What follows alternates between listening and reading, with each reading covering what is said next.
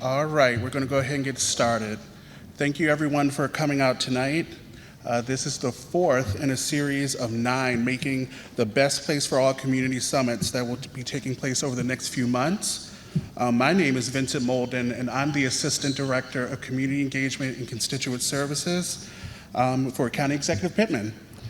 I will be moderating tonight's discussion this evening, and with me is James Kitchen. He is the Director of Community Engagement and Constituent Services for County Executive Pittman.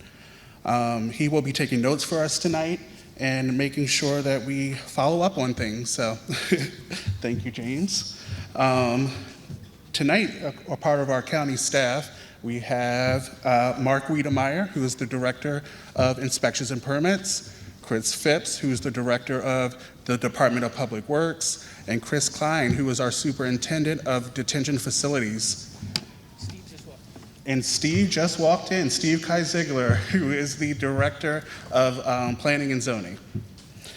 Tonight we'll be discussing issues mostly centered around education, the environment and health, and public safety. After an opening remarks from County Executive Pittman, we will spend about 20 minutes discussing each of these topics. County Executive Pittman will then make closing remarks and will stay around for a half an hour or so to talk to each of you one-on-one to go into deeper conversation about any issues you may have brought up or didn't get a chance to bring up. And that's an opportunity for you to discuss any issues, challenges, or ideas you have. After County Executive Pittman makes opening remarks, we will start the community discussion portion of the night. We will have a community member introduce each topic, and then those of you with comments or questions on each topic will be invited to make a statement. Each person that I call will have 1 minute to make a statement or submit a question, then the county executive will respond appropriately. I ask that you keep your remarks to 1 minute and on topic. If you have a comment that does not fall within any of the 3 main segments, please hold your question or statement till the end. We have time allotted for those as well. Not everyone that signed up will have an opportunity to speak. We had quite a few pre-registrants. Hopefully they'll all make it here tonight. But if you don't get a chance to ask your question, but you submitted one ahead of time, we will respond in writing to those questions. And if you did not submit a question in advance and the dialogue tonight inspires a question or a thought, please submit that question or comment to community-summits@aacounty.org. That email can also be found on your handout in front of you. Also on the handout in front of you is a QR code to a survey that we ask you to fill out at the end of this program.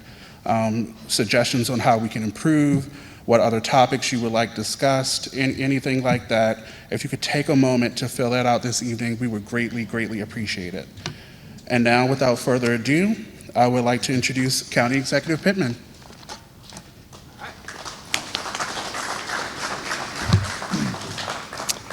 Thank you, Vincent. Thank you, James. Thank you, all the staff that are here.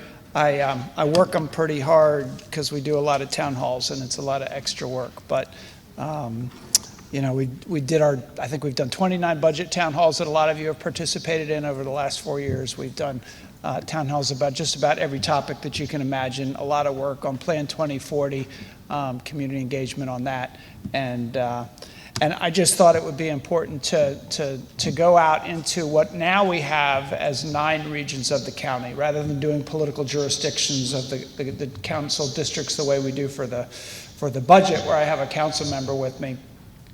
We created this new system so that no rezoning would take place in our county without hearing from each of the communities. And back in the early 2000s, you remember, it was the 16 small areas that I was very fond of. I thought it was a great way to do planning because it was community-based, and they stopped using those in the county for a while. And when we did our new plan, Plan 2040, we created these 9 planning districts. But we are not here to do that process. We're not here to do land use planning. You'll all be engaged in that through your stakeholder advisory committees in the coming years. But really to talk about a broader group of issues, public safety and education and land use in the environment and anything else that people want to talk about. But and I hope that you participate in a lot of the new transparency and open Arundel websites and things that we have. So there are all kinds of maps that are now available through OPC. If you go to Open Arundel, you will find performance metrics for every department of county government. And in fact, what we did recently that didn't get a lot of press, but the county council passed a bill that put into our county code that all administrations going forward, there's an Open Data Act, really, that some counties have done that requires the county to open up a lot of documents and a lot of reports and a lot of things to the public that were not available before, and make them available in an easy to access way, Open Arundel. But I wanted to go through, before we go into these specific areas, some things that are specific to these communities that we're talking about. These peninsulas, this part of the county that has so much traffic, has development pressure because it's mostly built out, has environmental issues because it's close to the water, and talk about a few of the things that I know are probably on your minds. You can ask additional questions about them. On the Bay Bridge traffic, we did put something new into our letter to state highways this year that they have actually responded to. We specifically said, we believe that more can be done to prevent summer weekends. These are the words from our letter to SHA. To prevent summer weekend eastbound travelers from attempting to bypass the backups by using adjacent roads in our neighborhoods, including signage and remote control barriers to prevent eastbound reentry at Oceanic Drive during traffic backups. And if you live near there, you may have noticed that there's a pilot that they've actually implemented to do exactly this. We were hoping for permanent barriers to stop them, but that's illegal, I guess. And so instead, what they've got is this ramp metering pilot program. They did it last weekend. They're doing it again this weekend. We've heard a few positive comments, but if anybody has anything to say, you can let us know or let SHA know. Basically, it's going to only allow one car at a time. If you've gone into the New Jersey Turnpike, you see these things where they regulate how many people can go onto the on-ramp. So if you try to get ahead of the line and you go and you try to get back onto Oceanic Boulevard, you're gonna get stuck in traffic, and they'll see that on their Waze and they'll see that on their maps, that there's a traffic jam getting back on. So hopefully they'll stay on Route 50.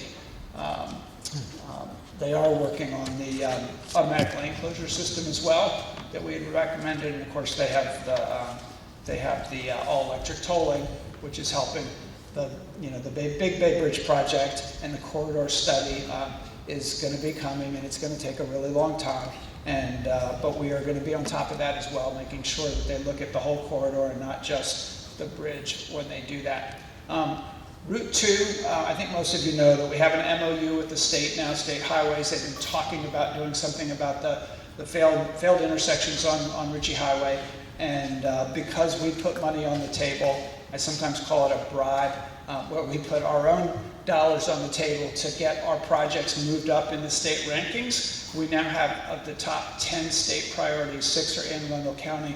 One of those is Ritchie Highway, and we've put in money for the study. These things take a while, but they are talking. Part of it is a third northbound lane on Ritchie Highway from 50 to Arnold Road. New sidewalks and a connection to B&A Trail. It's a $16 million that we're putting in. It'll be much more than that total with the state money. Mountain Road flagpole, for those of you in Pasadena that love the flag and the annual Veterans Day ceremony.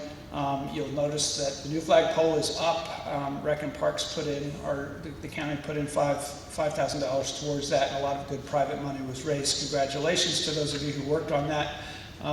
The Duval Highway Sidewalks Project. It's a 2.8 mile sideways project that many of you have advocated for at budget town halls, and it's going to fortunately connect Northeast Middle School, High Point Elementary, and Northeast High School with sidewalks. These are the sidewalk priorities. Our county was built without a lot of sidewalks, as you may well know, and particularly where kids are walking to school, we need them.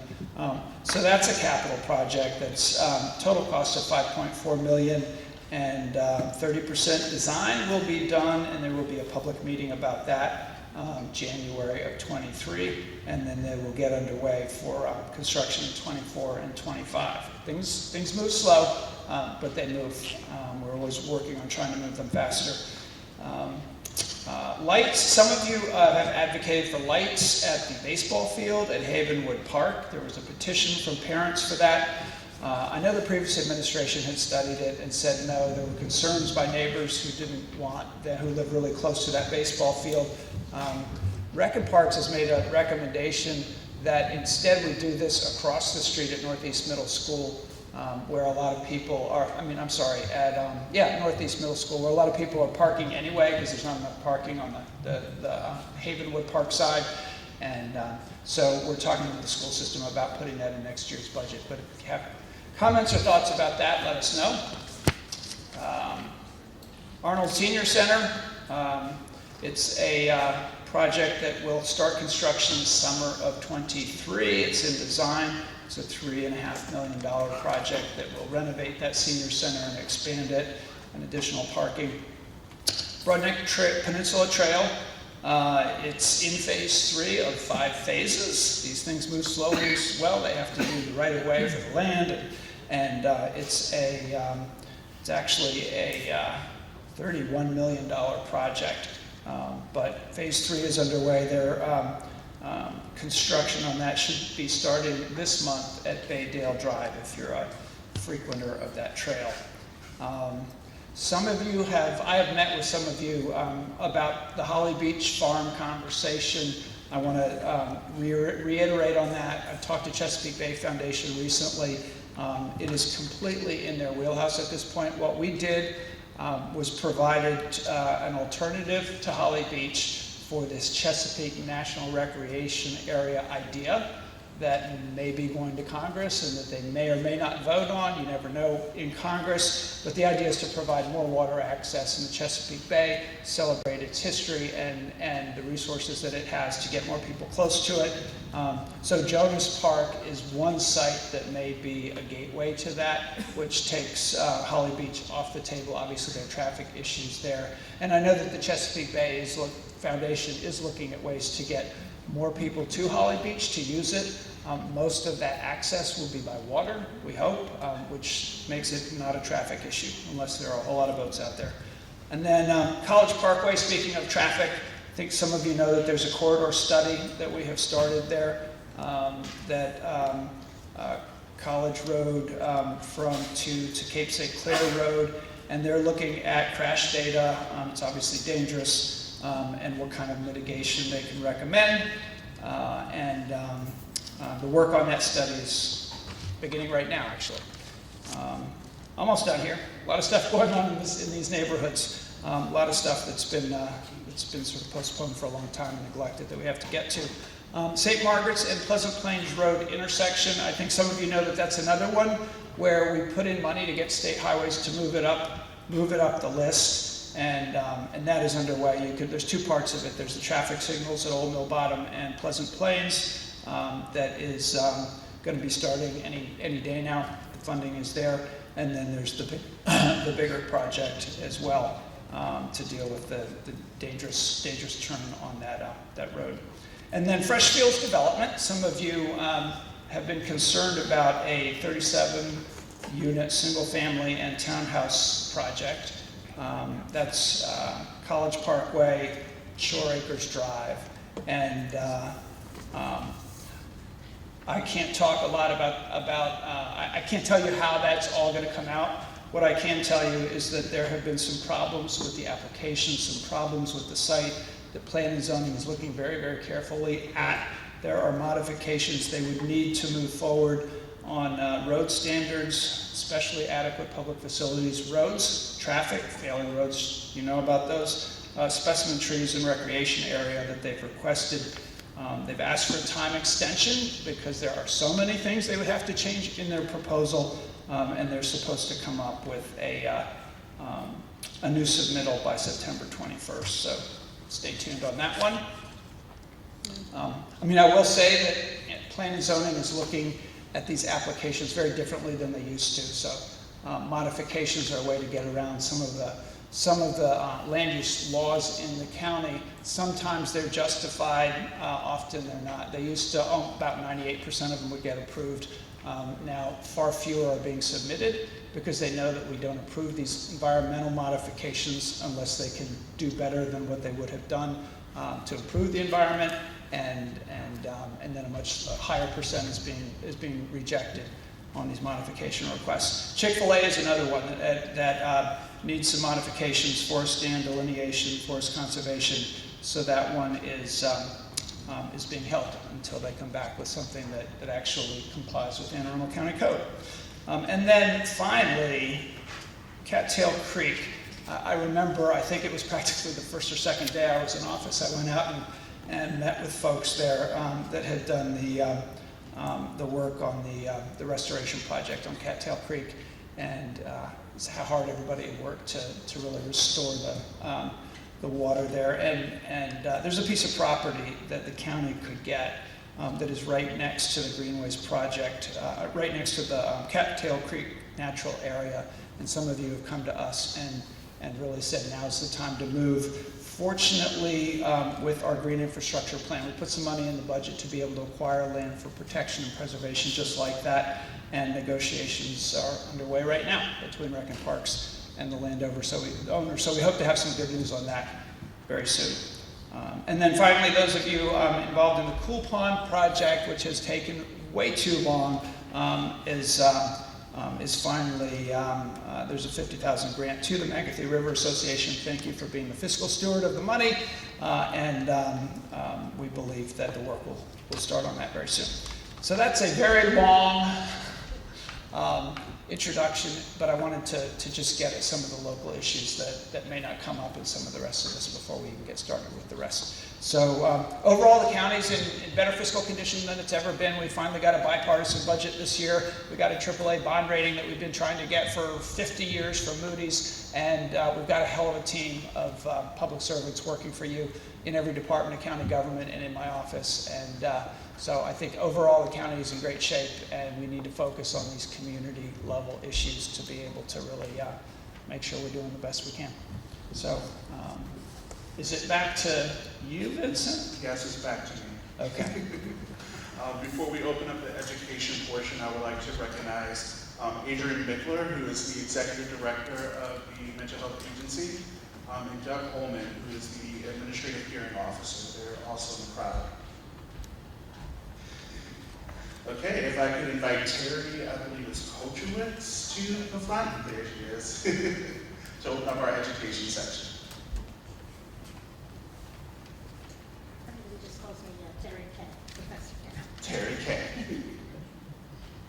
Another Dr. K? You know what? Next year. Oh, all right. We'll have 3 Dr. Ks. There you go. Good evening. My name is Terry Kakowitz, and I'm an associate professor and chair of the business department at Anne Arundel Community College. I moved here 18 years ago to Anne Arundel County because of their wonderful schools. My 2 children are the proud graduates of the Severna Park school system. I see the old principal from Shipley's Choice. I'm sorry, my kids went to Benfield. But I'm here tonight, though, to discuss how important education is to Anne Arundel County residents. I believe it's the best way to change people's lives and to improve their life circumstances. At Anne Arundel Community College, we encourage people, young and old, to develop their talents and interests as they may pursue their potential through better job opportunities and to help build an inclusive society. As we all know, better jobs help to improve the local community and its economy.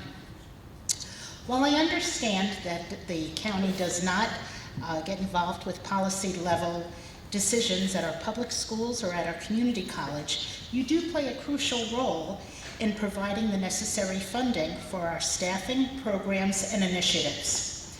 I appreciate over the past few years that you've established the Mental Health Task Force, the Opportunity Gap Commission, which are in partnership with our school system, the county government, and a number of community leaders. You provided opportunities to engage our young people in community government through the Youth Corps, the Youth Advisory Council, and the Youth Engagement Activity Hub, which is called the YA website.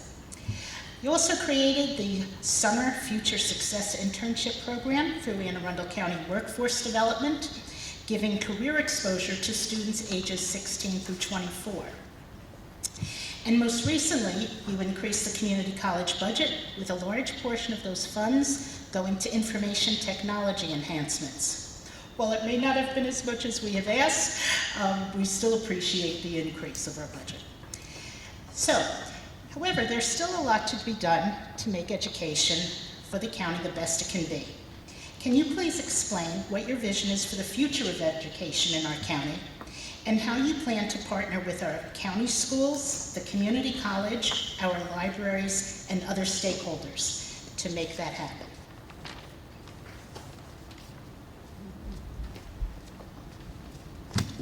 Well, it's great to have somebody from community college talking about it, because we often focus only on K through 12, and we have the best community college in the United States of America. That's not just me saying that, right? Number one. It was ranked number one. And I believe that community colleges are really the way of the future, that they're providing better and better and better education, and it's more affordable than anywhere else. Big picture, I guess. There are both the things I'm optimistic about and the things that I'm concerned about. I'm optimistic about a few things. We've got a new superintendent coming in who started Monday. I saw him today at a press conference about cameras on school buses to catch people when you go around the school bus when you're not supposed to. New contract that we have. And I'm going to be meeting with him very soon, but I've been really impressed with his, what I've heard about him from Kansas City where he was, the fact that the mayor was so sad to see him go, and it's pretty rare to have a school superintendent that everybody loves. It's a really, really difficult job. So while we had a great school superintendent, I do think that the change is probably going to create a sense of maybe a little honeymoon where you don't beat up on the guy for a while, but also a sense of excitement about new things coming. And I know that he's going to be liked by teachers, and he's going to be liked by the kids. His life story is pretty impressive. So I look forward to that. There's the blueprint for education that the state of Maryland has passed. And there was a period where people thought maybe we couldn't afford it because it's pretty expensive. It makes recommendations for how to make Maryland schools the best in the world based on studies of the best schools in the world. And it includes things like starting salary for teachers of $65,000 and giving them career paths and more training and making that profession more desirable as a profession, making sure that teachers have time to do planning, and I think it's going to help. The fact that the state had a big budget surplus this year makes us believe that actually we can afford it, and I'm not sure we can afford to not do it. It also addresses what I think is a huge problem, which is that some kids in some neighborhoods in particular do quite well, and then others do not. And the gap in achievement, we used to call it the achievement gap, now they're calling it the opportunity gap. We have a commission that deals with that. But when some of the kids are getting left behind, all of the kids and all of the families and all of the county are hurt by that. And so closing that gap benefits everybody, and I think that there are things in the blueprint and things that Anne Arundel County will do that will help with that. However, kids are really having a rough time, particularly the younger ones who lost 2 years and were never really socialized in school. Any teacher that teaches those kids at the first and second grade levels in particular can tell you that. My sister teaches at Annapolis High School, and the transition, kids doing online learning and then coming back into class has been really, really difficult. The number of kids needing mental health help has grown astronomically since COVID, but it was already growing. The number of kids that are so addicted to their phones that they can't seem to concentrate or interact very well with the teachers or other students. It's pretty scary stuff. I think everybody's aware of it. People know that we have to do things to engage these kids. We have to give them opportunity, and we have to make sure that we have enough staff. And so the other thing that worries me, you've read the papers, you've seen that we are about 300 and some teachers down. We've created a lot of new teaching positions, over 500 in the last 4 years in our budgets, created a lot of special ed positions, we've created mental health counselors in our school positions, and now we have a challenge filling those positions because of the labor market. And it's the same challenge that every private business has got, that they come to us with. They say they need a workforce that is well educated, that has a place to live, that has transportation, that has childcare.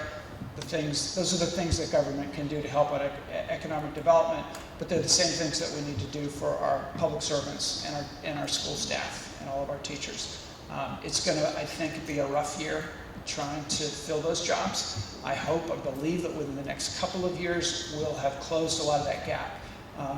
But that's a huge challenge for us. Workforce development is out there working hard, whether it's school bus drivers or childcare workers or filling the staff in our schools. And our schools are recruiting hard. And we're competitive now. I mean, we did pay the back step increases that our teachers didn't get for so many years, and that helps somewhat with morale, but it also means we don't lose the best teachers to the other jurisdictions. So we are fighting, we are clawing our way back for the kids, and I think there's really nothing more important. I'm also excited about the new governor, the likely new governor, I should say. I'm jumping the gun here.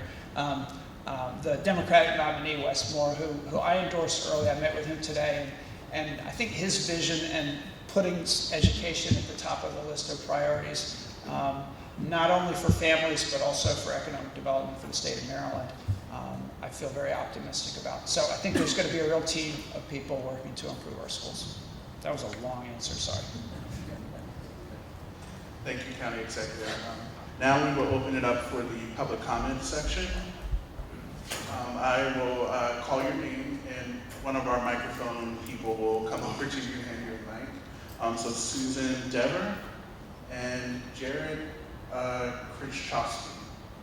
Could you raise your hands? Skippy. I just want to say how impressed I am that anybody showed up in the storm.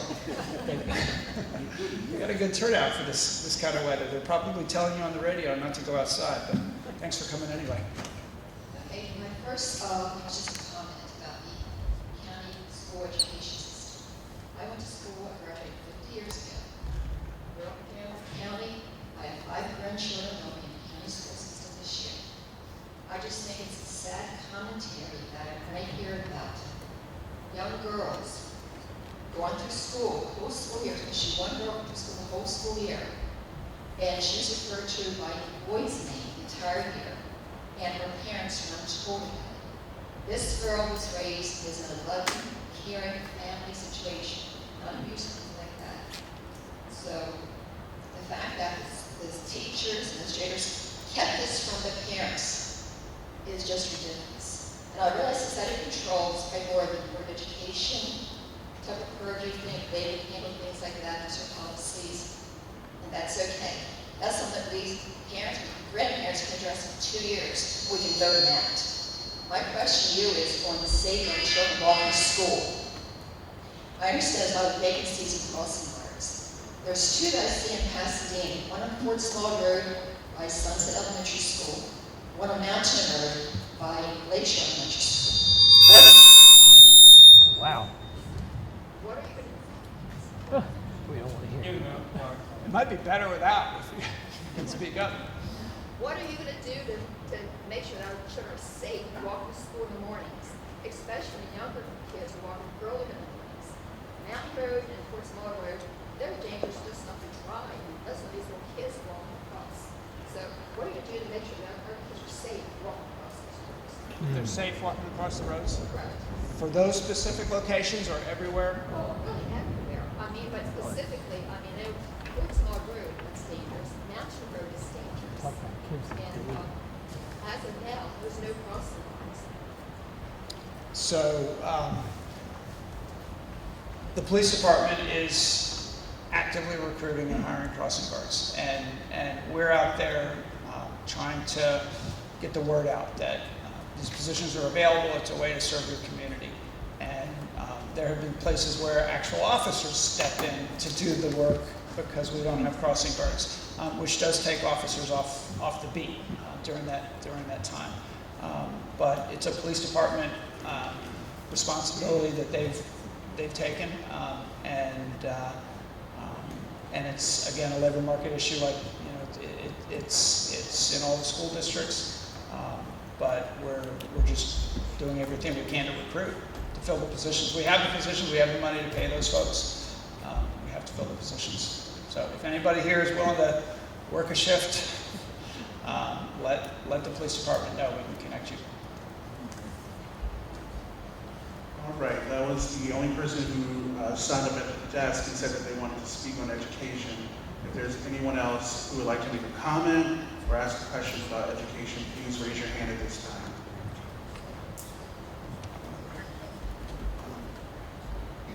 And please state your name, and you have 1 minute. Thank you. Hi, thank you. He's on. Hello? Hi, thank you. Tom White. I think the question of parental rights is important in understanding the county's executive position on those rights within the schools. Thank you. What kind of lights? Sorry. Parental rights. Oh, rights. Rights. Okay. Knowledge, Okay. information. Okay, all right. Yeah, I think, I mean, one of the reasons we have the budget town halls is so that people can speak up, have a voice. All this community engagement stuff we do is about having a voice. In the school system, you know, of course they have the mechanisms that they've always had. They have, you know, the PTAs and they have their school board meetings, and they have ways for people to comment, to testify. I mean, we are still a democracy, and people can make their voices heard. And I think, you know, the school board, the state has certain guidelines, the school board implements them. They run their meetings and make their decisions the best they can. You elect them, put people in office that represent you, and it's a democratically elected school board. It did not used to be until recently. So I think the voice of parents has actually been expanded through that process. Are you doing that? Yeah, thank you. We have time for one more. Lisa Bender, I know that there's recently been push for preschool and little guys into the school system. You're saying you got to start early. You have to remember the importance of early childhood. It's probably the most important part of a person's life, and they learn more during that time. They can't be sitting at desks, and that's what would happen to them. They need to learn to play. They need to learn that socialization. Because what you learn in early childhood, that's what's going to be the rest of your life. So I urge you, please don't put them in desks. Let them play it out. Yeah, I'm glad you brought that up, because when we look at what county government can do, since we don't run anything in the school system, we do things outside of that. Kindergarten readiness is one of the things where we can be helpful. And obviously, families are first. Families are the ones that raise the kids, and then they go to school. And the hope is that they're ready for kindergarten. Universal pre-K, for anybody who wants it, is going to be helpful for that. When I set a goal of increasing, you know, trying to cut in half the unready kids that we have. I mean, it's less than 50% that are scored as kindergarten ready when they get into kindergarten. And the disparities within that 50% are significant as well. So the library system came up with a plan that we funded this year. They had a bigger plan that we weren't able to fund, but maybe it will grow, to expand what they do, because they do a really good job with the younger kids when the parents are able to bring them. But they've got a plan now to do kindergarten readiness work as well, to reach the younger kids in the county and make sure that they've got the stuff that they need to be able to get socialized, to be able to come to things, as well as books and things for reading and story time. But you're right, if they're not kindergarten ready, they start out and school is difficult and they're always behind, and they tend to not do well later in life. All right, thank you, County Executive Pittman. That concludes education. We're now going to move into environment and health. Paul Spadero, if you could come up to the podium and introduce that section. Paul Spadero on the environment? Oh, please. More visuals, come on. Oh, man. You know, well, for those that don't know me, I'm Paul Spadero. I've been president of the Magazine River Association for 25 years. Yeah, it seems like it sometimes. I joined the Magothy River Association, which is an all-volunteer group, because I live on Cattail Creek, on the Magothy, and I look at it and I try to think of ways that can restore it for future generations so that I could share it the same way I share it with my family. As president of the Magothy River Association, I've worked with many county executives over the last 25 years and numerous heads of planning and zoning. My friends, the Magothy River health is failing. I wanted to show this visual tonight. Last 15 days, and I'm not done yet, is this time of year I do a circumnavigation. And the Magothy River, I'll turn you all into cartographers, map makers. That's what I did for 25 years. So if you look at your hand, the wrist is the opening to the bay. The palm is where Dobbins Island is. But what a lot of people don't see is the fingers. Those are the creeks. But what you don't see is when you turn your hand around and see the nails. At the end of every one of our creeks, we have gorgeous, extensive wetlands, which gives us a very good variety of different fish. The health is failing. It's failing for three things. One, overdevelopment. Two, the loss of tree cover. And three, our poor stormwater controls. From our perspective, it is critical as we move forward that we stop and reduce development, especially overdevelopment. And I know Stuart mentioned this, but really end the practice of giving modifications that bypass county codes. That's causing the problems. I do the circumnavigation looking for underwater grasses. And if you could see where I put the pink, I probably traveled maybe, it's a 71-mile trip. It takes me more than 15 days. I'm 15 days into it now. It'll probably take me another week to finish it. I haven't seen, out of maybe 50 miles, no underwater grasses at all.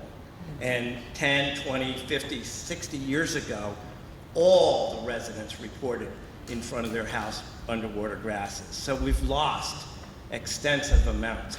Only these areas that I show, little tweaks, show little bits and pieces of grasses of once beds.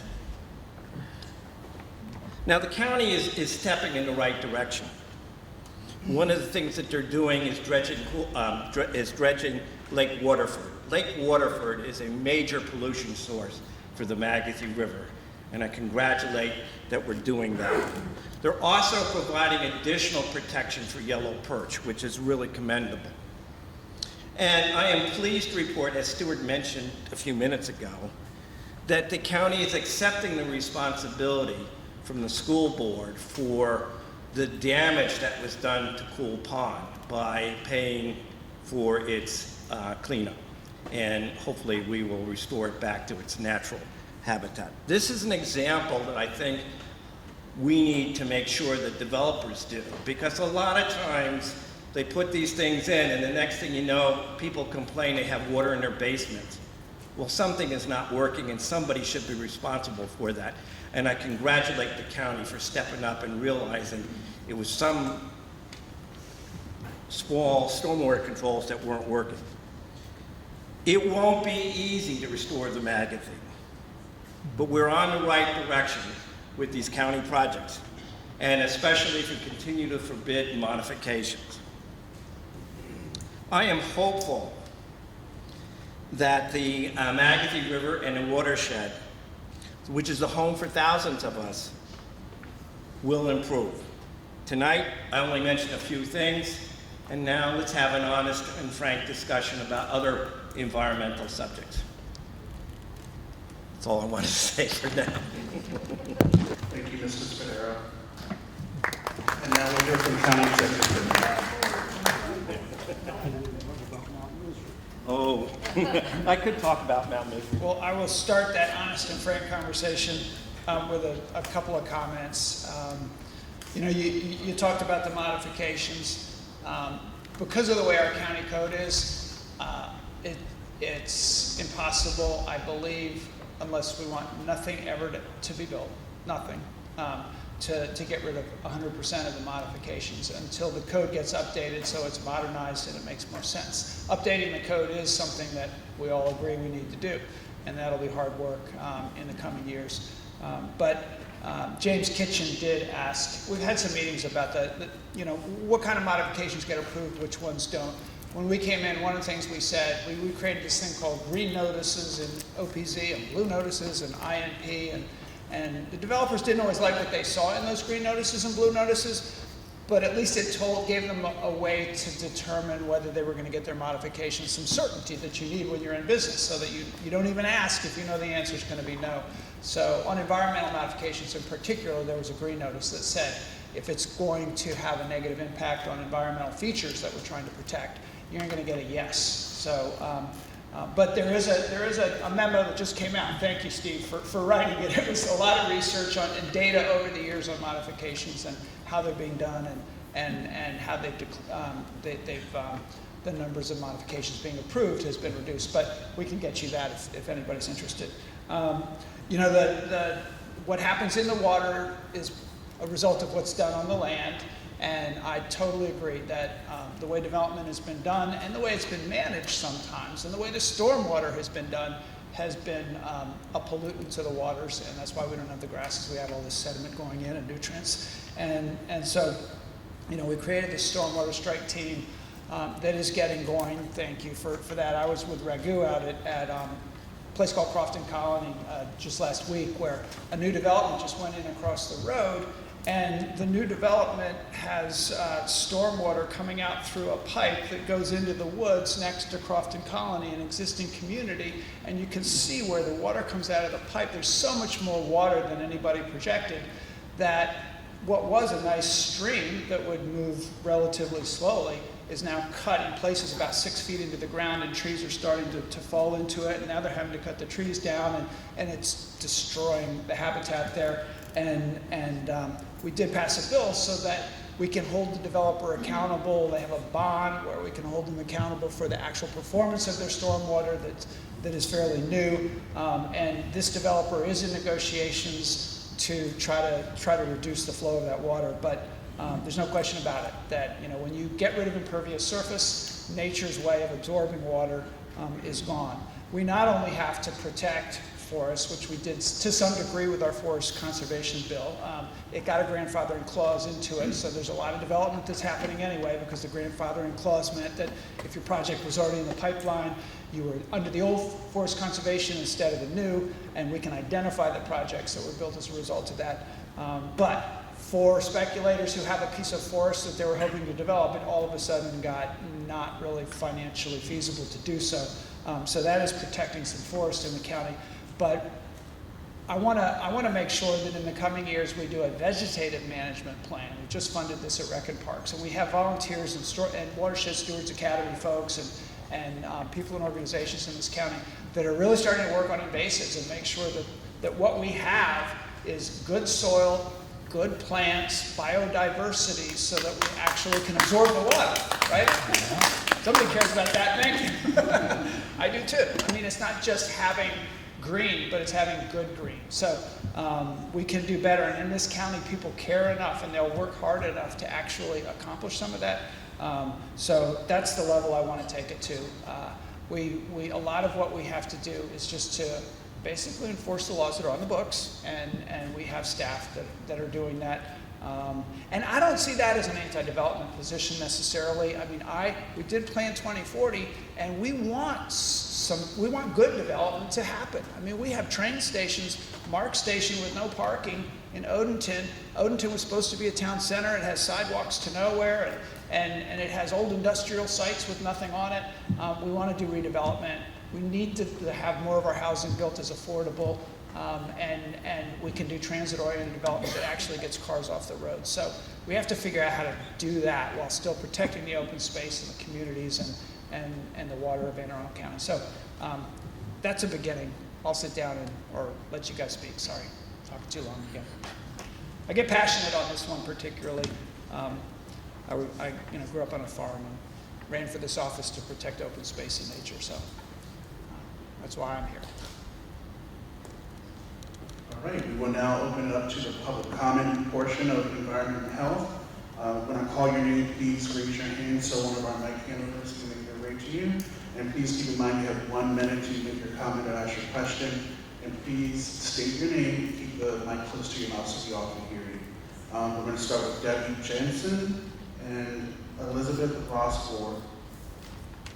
Please raise your hand. I'm Debbie Jason, but I wasn't going to talk about environment or health. Elizabeth? I'll talk in the open forum. Good evening, sir. Right behind you. Oh, thank you. I only have 1 minute, so I'll be quick.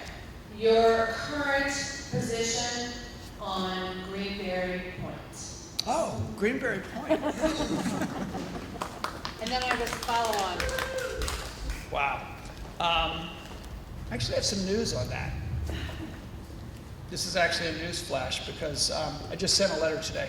I was on the phone with Admiral Buck, Superintendent of the Naval Academy, as well as some other people, the person at the Navy who actually oversees that land. It's not the Naval Academy's land, it's the Navy. And as some of you know, the Naval Academy sports folks put in a proposal, sent it to the Navy, that they would like to build a second golf course at Greenberry Point, which is, where the three towers are. The county actually leases those 3 towers and uses one of them, on the Severn River. And I was out there a couple of weeks ago with the Director of Rec and Parks, Jessica Lays, and with Jesse Isla from Severn River Association, and Joel Dunn from Chesapeake Conservancy. And we were looking at what's there and what's not there and the condition of what's there. There's a lot of invasives there. There's, I guess it was mowed and then started to grow up, and now we have about 10 feet of not very well managed weeds and invasives, mostly, a lot of it. But the idea of it becoming a golf course and the chemicals they put on a golf course. And the Naval Academy, they just improved the golf course that's right next to it. I've said I oppose, so I do oppose that. So what we did was we sent a letter to the Navy today, and that letter is a proposal from Anne Arundel County Rec and Parks to lease the land and improve it but protect it. So keep it as a conservation area, keep the public access that is there, and make some minor improvements so that the entryway is improved, possibly a fishing pier, maybe a pavilion here and there, improve the trails, and protect it from becoming a golf course. So it's going to be up to the Navy.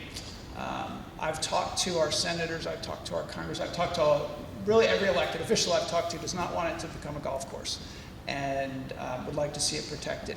We already lease the Navy Dairy Farm from the Navy. We already lease those, have access to those towers from the Navy. I believe, and after conversations with people in the Navy, I believe that they may go for this, that we are looking for places like that where we can do public water access and parks, even though it's an ecological park, that are on the water so people can experience the Chesapeake Bay. And that little peninsula there is amazing and beautiful. So we just sent the letter today. We are hoping to hear back soon and have conversation. We'll start the conversation. But Rec and Parks, if they say that they're open to it, we'll then work with the community and do a design and get started right away on that. We have money for them to be able to do water access studies anyway, so we can do that there. Will you make this a public service announcement and post it, and so those of us who want to support it can inundate the Navy with emails and letters supporting your suggestion?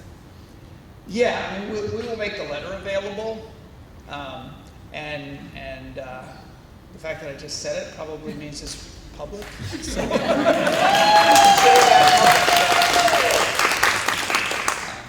yeah. Feel free, yeah. We'll make the letter available. We'll post it somewhere so that you can read it. All right, James, did you take that down in the notes? Okay, up next is John Jensen. Although I probably could just shout at you from here. Wouldn't be the first time, just kidding. No, it wouldn't, would it? How's that? All right. Thank you for earlier mentioning Open in Arundel and the open data in Arundel. A lot of it is GIS data, which is really fascinating, which includes marking every sidewalk that exists in the county. And you can actually print out a map of this. And I'm going to send you and James a copy of the map that I created on that later. It'll show that Anne Arundel County is not connected. It is not adequate for pedestrian traffic, for bike traffic, or for anyone who wants a healthy and ecologically sustainable way to get from point A to point B. Thank you for whoever just told me I wasn't being loud enough. Usually I don't get that. So what I want from you, what I want from this administration, is I want to promise that Anne Arundel will continue to strive to be a more connected community, that we can actually walk to our parks, that we can actually walk to our schools, that we can bike to our grocery stores, and we can live healthily and consciously with our environment. That is what I want from you, sir. I agree.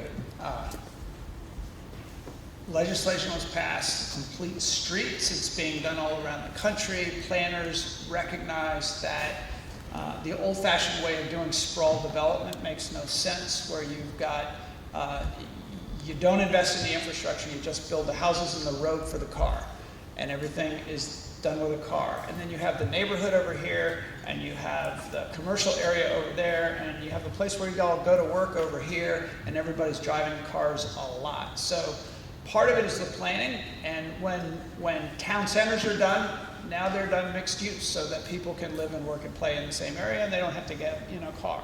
And I was talking to somebody at NSA who was talking about recruiting for the many jobs that they have, and saying that young people, when they find out you have to have a car to live around here, they're not interested. They want to work in a more urban kind of a setting where you can walk everywhere.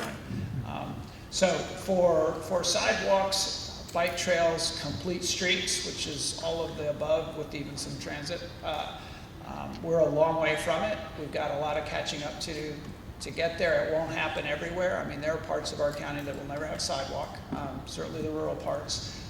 But we would like to at least have a little bit of a bike lane so that you can ride a bike without getting run over. It's in the capital budgets, and it's a priority, and it will continue to be. But it's going to take us a long time to make up for lost time on that. But yes, the commitment is there to do that, and I'll guarantee you that planning and Public Works and everybody is, they would love to get it all done tomorrow, but it's a priority. All right, thank you. Yeah, thank you. All right, we have time for one more. Put a plug in for Steve Farrar, are you in the building? Okay. Walk and roll, yes. Where are we at on walk and? August 17th at 6 o'clock is a town hall Zoom meeting. You can make your public comments.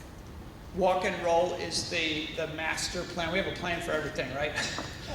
We have a transportation master plan that is Move Anne Arundel, and it says we need more bike and pedestrian. So walk and roll is the bike and pedestrian master plan that they're taking comments on. You can just Google walk and roll Anne Arundel. I'm sure you'll get there. All right, up next is Steve. Thank you. Dan Tootle, Silver Park. A very specific question. Is your administration going to approve a variance for the development of Mount Misery?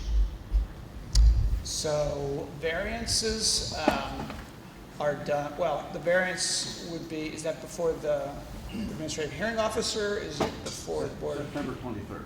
Before the administrative hearing officer. I don't know, and B, I'm not allowed to talk to him about it. I mean, it's not supposed to be coming from me. He acts as a judge and hears all sides of the case.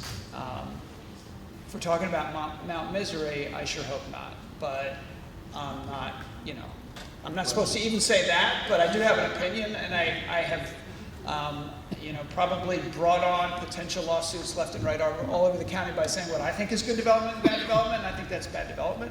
I've been out there and it's beautiful, and the history is amazing, and I don't see how there's even room for a couple of houses out there, but sometimes they put them on these steep hills and all over the place and figure out a way. So I hope not, but I'm not the administrative hearing officer. So. All right, that concludes environment and health. We'll now move on to public safety. Jared Krzyzewski, if you can make your way to the front. Did I say that right? No.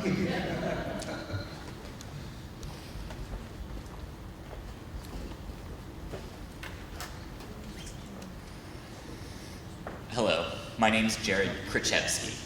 It's okay, I get it wrong half the time too. I'm a resident and board member of the Creekstone Village Townhomes. I've lived there for a little bit over 4 years and have been in Anne Arundel County for over 8 years. Safety is a concern to myself, my household, and my neighbors. The concerns are wide-ranging and include tangible problems from fire department response times and access within the neighborhood to perceived problems such as crime rates and proximity. But there are also concerns, in large part my own, which include safety, particularly for those who are not protected within steel cages of armor. Mr. Pittman, I am not oblivious to the work that you have done for the community thus far. As a first responder myself, I appreciate that you've added 50 new firefighters. Not only have you added members to the team, but you've also given the fire department funds which can be used to keep our emergency responders trained on the latest standards and give them the tools that they need. You've also increased the number of firefighters who are medically trained. For those of you in the audience who don't know why that is so important, feel free to see me after.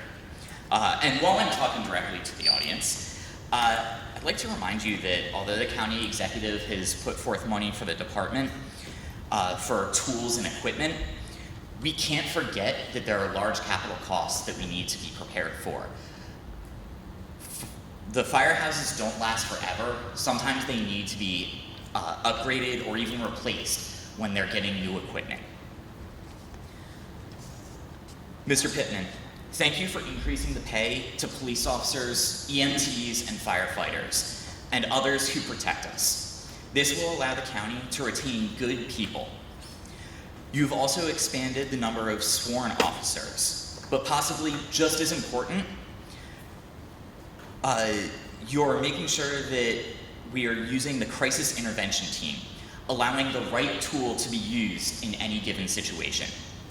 With your leadership, county residents are more likely to get the help that they need and the protection that they need from someone who is trained in that particular need. Mr. Pittman, thank you for what you have done, but this is just a starting point.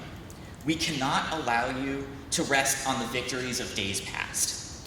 What are you going to do to ensure the safety of every community member, be they 8 or 80?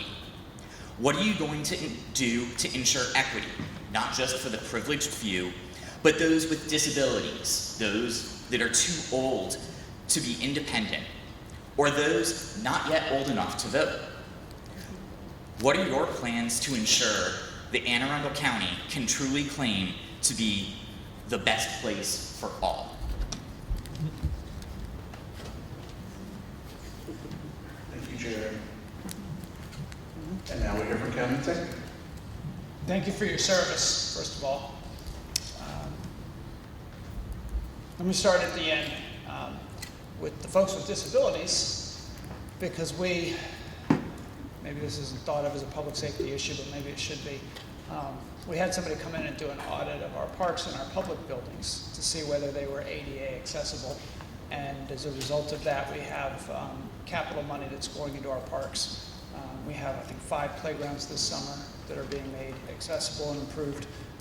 And everything new that we're building on our parks is also accessible, including our water access. It has to be.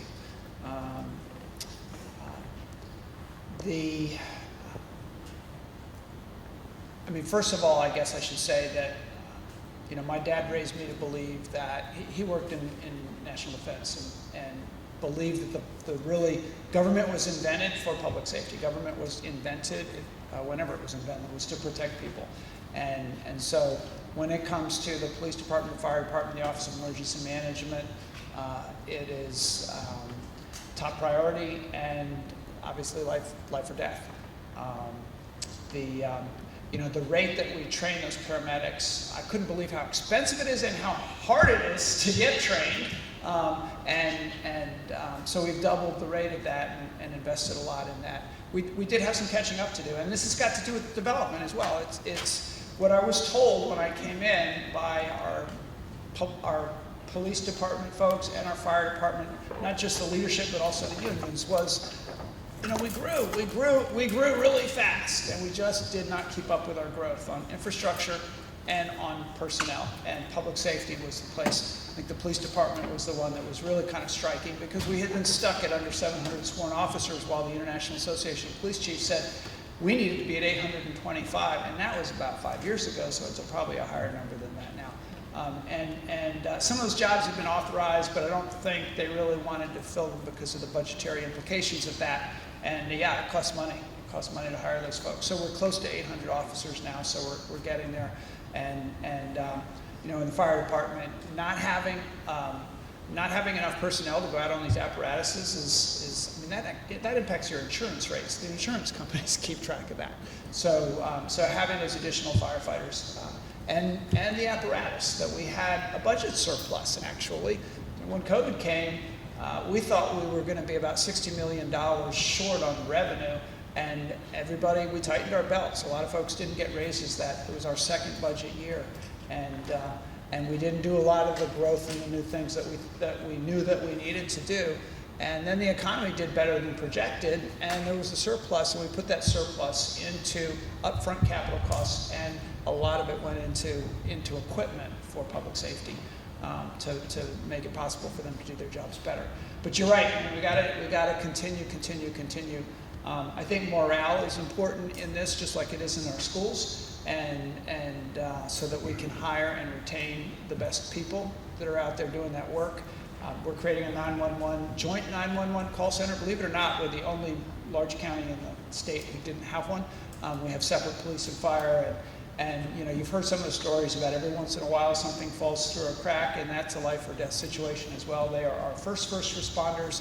So we had to go to the county council with a personnel bill to make their jobs really career jobs, so that they could be promoted and paid better, so that we could retain those folks. But we put into our capital budget a joint 911 call center that will be overseen by the Office of Emergency Management. And emergency management, you may have noticed, has been very active in recent years. Their scope of work has grown a lot, and not just because of the weather events that we have that are more harsh than we've had before, but they're doing things like pandemics, and they're doing a whole lot more. And they're out there. They were out there when Afghan refugees came to Anne Arundel County, and were all of a sudden in a hotel next to the airport, and nobody was really doing anything. They were falling through the cracks. Emergency management actually is stepping up to do that. So we've made their positions, and we will continue to make their positions professional rather than grant funded, where they are only here for a year or two and then new ones come in and they can't really do any planning. So Preeti Emmerich there has done an amazing job of that. And they will oversee this joint 911 call center, and I think that will be the progress, and it's prioritized. Yeah, we have to support them, and it's expensive. Unfortunately, there's no way to do public safety on the cheap. So we will have to continue to do that, and I'm there for that. All right, now we will open the public safety comment section. Again, when I call your name, please raise your hand so one of my team members can make their way to you with the mic. You will have 1 minute to speak, and please keep the mic close to your mouth so we can hear you. First up is Kathy Folk.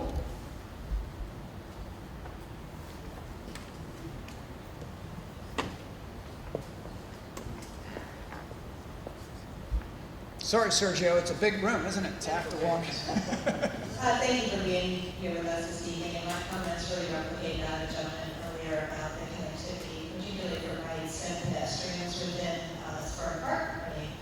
obviously had a phone call earlier. Lived here for 27 years. I still can't ride my bike or walk to Safeway, that's a mile away, because Medfield Road is not bike friendly or pedestrian friendly. And this transcends not only health and safety, but also education. You cannot get from the high school to any place west of Linwood without being on Medfield Road, without shoulders, bike lanes, sidewalks. So staying after school for any additional help you might have, sports, things of that nature, very difficult to do. So it's going to be very costly. We're going to have utilities, drainage, all of that will be involved to try to keep us more connected. I just urge you to place an emphasis on that so that those of us who lived here for a long time in the older communities that were built with no sidewalks have the opportunity to be able to walk and bike in our neighborhoods. Kids are walking down streets in their neighborhoods with no sidewalks, walking around parked cars, and it's just not safe. I'm getting the message, sidewalks. In fact, Budget Town Hall, I think half of the comments have been sidewalks in this area as well. And I'm glad to hear it, because that supports the budget investment in it. All right, up next we have Cecilia Harper. Layla's behind you. So I have more of a statement than a question. So my name is Cecilia Hartford, and I'm currently a junior at Northeast High School. The need for sidewalks on the fall is one that has existed for many years and will continue to exist if this project is not completed. The road is used by many members of my community, especially students. As you know, there's not a continuous sidewalk on Ball Highway. There are over 14 blocks along this road without sidewalks, and the sidewalks that do exist are not well kept. There are broken sections of concrete, uncut grass in the summer, and during snowstorms, the sidewalks are not shoveled and inevitably become icy. For the past few years, I've been lucky enough to have a ride to school in the morning. But with later start times this school year, my parents could no longer drive me, so I have to walk in the morning and the afternoon. Imagine a walk to school with no sidewalks, while cars are speeding less than 3 feet away from you. For many students, including myself, this is not something we need to imagine as we experience it every day. Furthermore, the lack of school buses this past year has made the need for safe walking routes even more urgent in our community. I'm here tonight to thank you for your continuing support on the project that will build sidewalks on the Ball Highway. Its completion will make students like myself safer during the daily walk to and from school. Even though I will have graduated by the time sidewalks are completed, I hope that the addition will benefit my community in years to come. Thank you. Did you also testify at the Budget Town Hall about that project? Thank you. It helped. Is there any other, do you, Chris, want to say anything about that devolved sidewalk project, or have I given all the right information? Because there's a lot of interest here. Chris Phipps is Director of Public Works.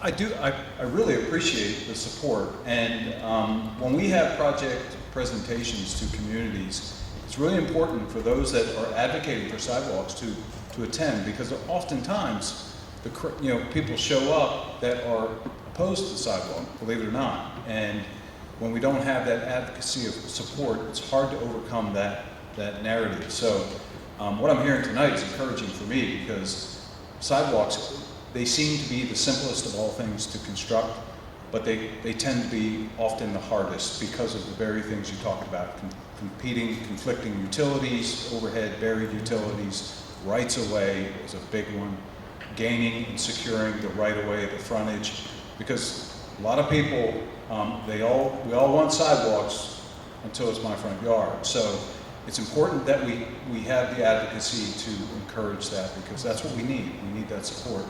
And I'll echo County Executive's point, come on down to the budget halls and support it, but also these project community meetings when we have them, if you're for sidewalks. So I appreciate it. And bike lanes too, because we often run into a lot of, at times, opposition, and it's always those louder voices are the ones opposing it. And I'm hearing a lot of, maybe there's a silent majority out here that supports it, and I'd like to hear that in these public meetings. Thank you. how do we get notified about the meeting in January, I believe? So we send letters out within a certain, I think it's 400 feet from the radius of the project, and then track our websites, and we put it on social media and places like in the county executive's website and things like that. And just let me say, if you don't get the CECS newsletter, they actually put in it community engagement or constituent services newsletter. Vincent actually puts it together each week, and it's got lists of all of the hearings and public meetings and things, even on development projects. It's worth getting. So you just, how do they get that? They just. Well, if you pre-registered for this meeting, you should start to receive those. So if you register for this meeting, you're good to go. If we have your email address, yeah. All right. Up next, we have Shelley Hartford. I can't say it any better than my daughter, so go sidewalks. Okay. Sorry. And again, thank you for advocating for them. All right. I guess we have time for one more. So if you raise your hand, please. This gentleman over here, because he hasn't had a chance to speak. Yeah, so I just want a little clarification. What is the extreme risk protection orders for the gun violence intervention team? What is that exactly? Okay, so there's a state law in Maryland that if somebody believes that a spouse, a family member, or somebody that I think I'm not, don't quote me on that because I need the police department here because they oversee this whole program, can make a request that somebody who has a firearm and they believe that they're going to do harm with it can report that to the police, and then if they get approval from the courts, then they can actually go and take that firearm away from that person. So it's a red flag. Red flag law, exactly. Okay. Yeah. And then it's a two-part question.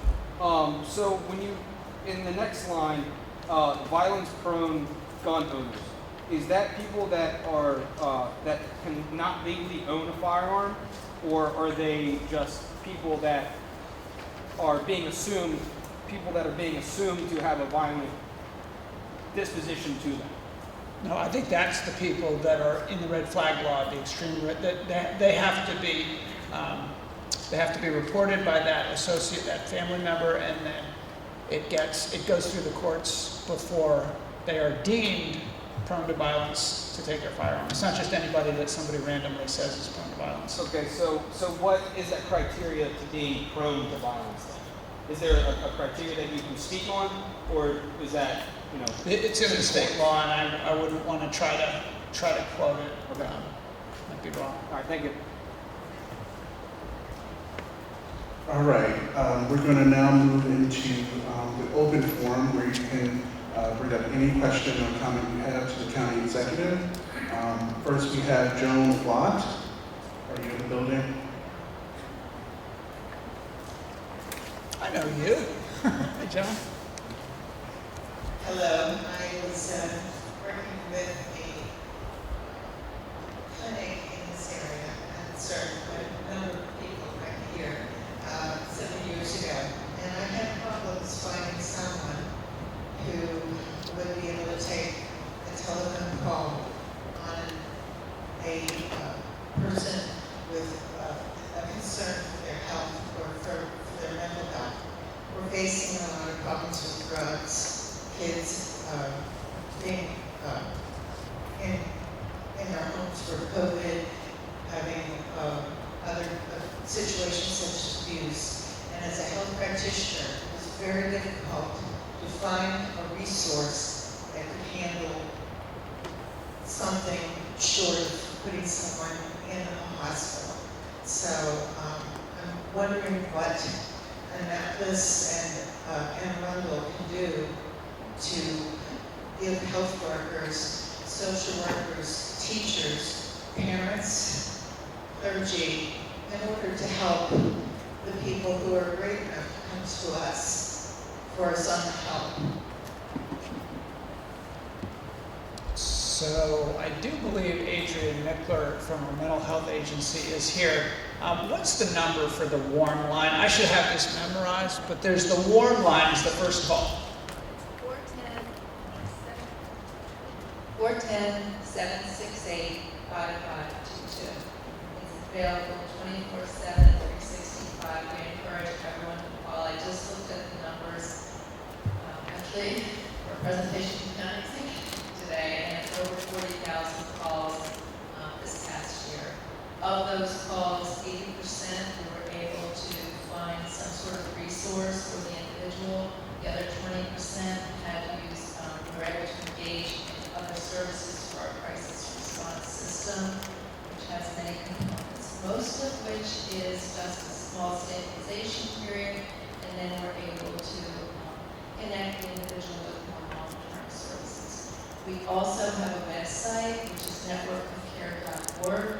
If you care to go to it, it's a very robust site. A large section of it is a provider directory. That site you can access by zip code, by just different ways that you can access the information. One of the things we hear over and over again is we can't get the services we need. And I want to tell you, we've worked hard to make sure that those services are available. And COVID actually helped to expand services in a lot of ways. We now have telehealth that we had toyed with for maybe 10 years to try to get that off the ground.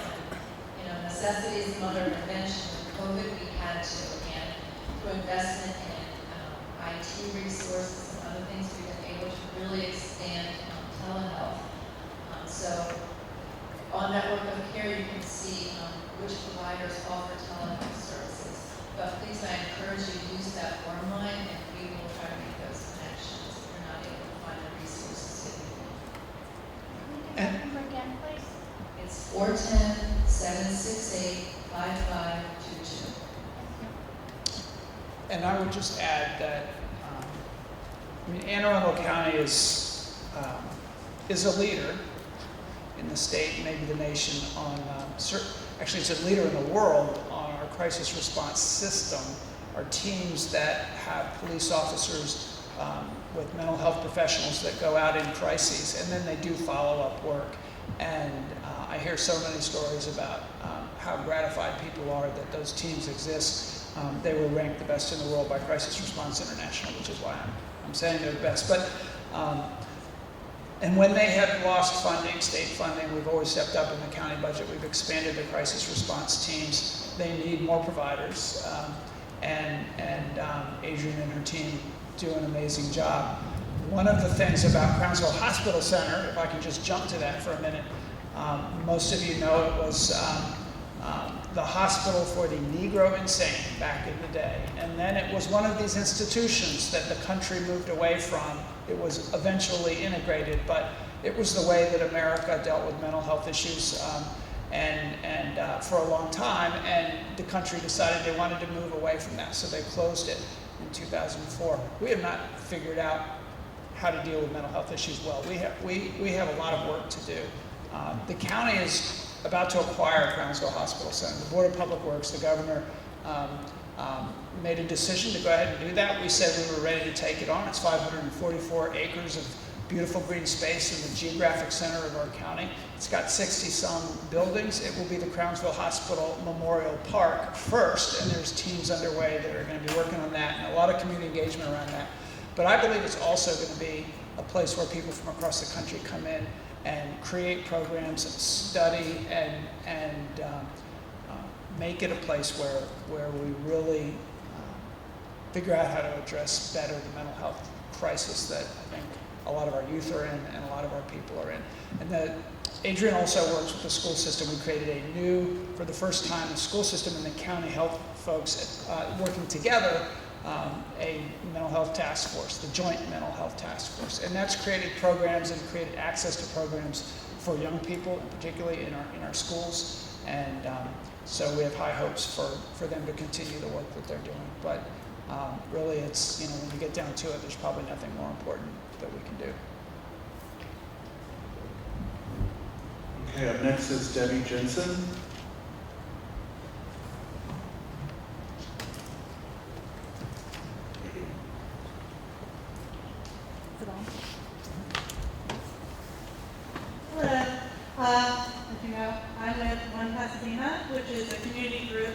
that works to make Pasadena safe and inclusive for everyone. This is more a comment than a question, really. So in at least one of the Pasadena high schools, bigoted slurs, images, threats and attacks on social media, vandalism and assaults are ongoing problems. And a lot of that is due to the bigotry of the parents. These are things that are directed towards people, black and brown people, directed towards queer people, and some of them are also anti-Semitic in nature. LGBTQ youth were targeted at 2 separate Pasadena Library events this spring by both youth and adults. A police presence was requested for the second one because of safety concerns.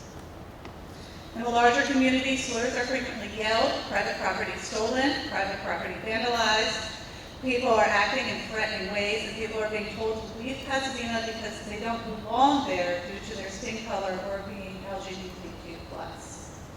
I will say the county executive's office, school and library personnel, and police have been very responsive and helpful, and we look forward to continuing conversations with them about how best to handle these bigoted acts and how to support our neighbors. We want to see our Pasadena representatives regularly speak out against the hatred. We want to know that they're not okay with it and that they won't defend those who perpetrate it. No ifs, ands, or buts. And we'd love for more people, regular citizens, to speak out against the bigotry in Pasadena and to participate in the discussions we're having and actions we're taking to change that aspect of Pasadena's culture. We need you to use your voice, like this you, everyone, to, when you encounter racism and anti-LGBTQ bias, and join One Pasadena and other county groups that address bigotry. One Pasadena is on Facebook. This is a huge, huge problem in Pasadena. It has been. I've been there for 22 years. And it certainly went on longer than that. And I would really appreciate if more people in Pasadena would step up on this issue. Thank you. Well, I want to thank One Pasadena for their brave work, and some parents in those schools as well as the kids. And when we had we did have the highest number of reported hate bias incidents in the state in Anne Arundel County. I think it was in 19. And we had a forum at the community college and about hate bias, and it was right before COVID. And I was lucky enough to notice that there was a busload of kids that was walking in, high school kids from Northeast High School, and I managed to get them to talk to me. We went into a side room, and the stories were painful to hear. Some of them, kids can be mean, right? Kids can be very mean, but at the same time, the fact that they were able to talk about them and sit in a way that most of us adults are scared to was heartening to me, and so I do think that younger generation kids get diversity, often appreciate diversity. This county is becoming more diverse. We call ourselves the best place for all now, and in county government we have become more diverse, and I think more creative as a result of that, more thinking in ways that if we weren't diverse we wouldn't think, and I think it's made us stronger. And I think most people feel that way, and it's interesting that it's the faith community who has also really led us, and I know they've been involved in One Pasadena and other, because whatever faith you're in says we're all human beings, and we should all respect one another, and that's where we're trying to get. So thank you for your work. All right, up next we have Rosita.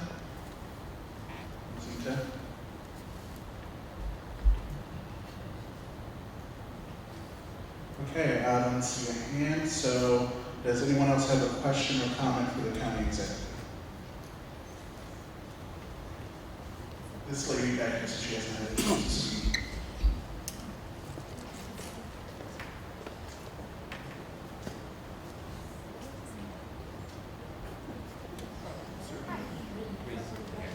Sorry. Sorry, put my hand down real quick. Too fast. My name is Justine, and I live in the Suburban Park area. I'm in a community called the Woods, and I want to kind of push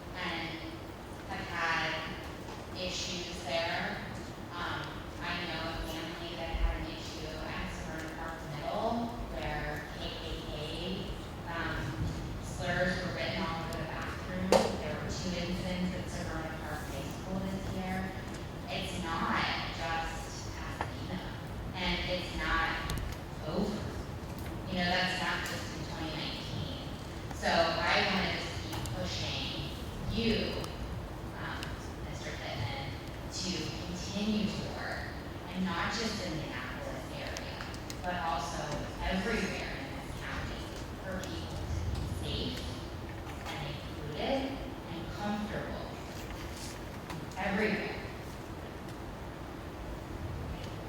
I see Pete Hill. Is that Pete? Can you stand up for a minute, Pete? So I agree with you. Thank you for saying that.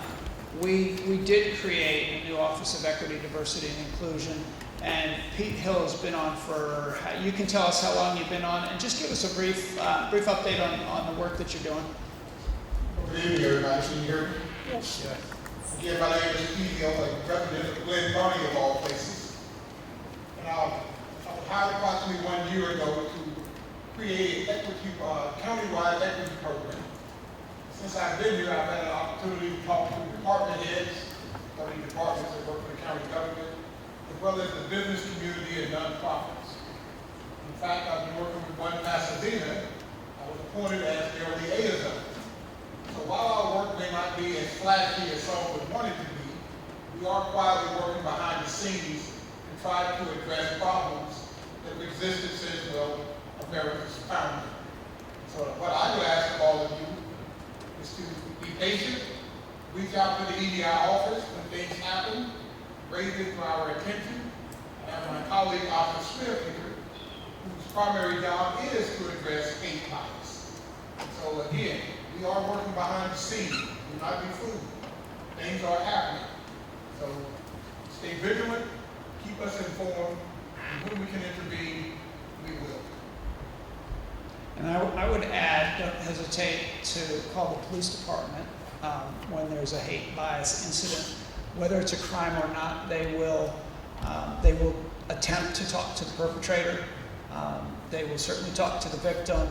They will get information. They keep track, and they've done a very good job of addressing some of these issues. And I think when it's a police officer that comes to talk to the perpetrator, they notice, and then they find out that we don't tolerate that in the county. All right, we have time for one more, and I believe this lady over here has a question. Hi, my name is Latoya Figueroa, and I came here prepared to talk about crime, but I think I'm just kind of moved by just a couple of the comments that were made just now. You know, I'm not going to deny anyone's experience when it comes to racism, but, you know, me personally, I grew up with, being taught that I need to be respectful and civil towards one another. The bottom line is that we are all human beings living a human experience, and we need to just get back to the basics and just respect one another. And this narrative, I can't identify with it. I've been in Pasadena. I've talked to thousands of residents there. I've talked to children there. I've been in Northeast High School, Chesapeake High School, and I rarely hear an incident of racism. Not saying it doesn't exist, but all I'm saying is that there have been some instances in that school that has brought even more anger and division among our children. Why can't we just promote the flags that are just posted up there? Why can't we just stick with that? We're all human beings. We are all Americans. Can we just teach our kids that we are just one? You know, not being colorblind. Let's respect each other's cultures and differences, but at least be respectful towards one another. We are all Americans, bottom line, and that's all I have to say.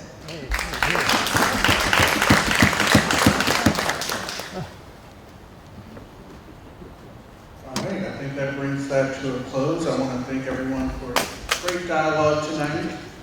And County Secretary, do you have any closing remarks before we? Really, just thank you. I mean, when I was looking at the list of community organizations in this area, it's not only a long list, but it's a list of organizations that are very, very, very active. And I always say this, and it's real because I was a community organizer for about a decade. When you organize, you get attention. When you bring people together, you get things done. And so please continue to participate, continue to engage. I got a thick skin. Even if I don't like what you hear, you can tell me. And I think that's true of most of your elected officials. But please just keep staying engaged in your community. Thank you. Wait, you're responding. You got a thick skin. Are you going to respond? You're responding to everybody else. thank you for your words. I agree with you 100%. Yeah, we do need to we need to actually come together and get the work done. Yeah. All right, thanks everyone. Please take a look at the survey on your sheets and scan that code and fill it out. Thank you.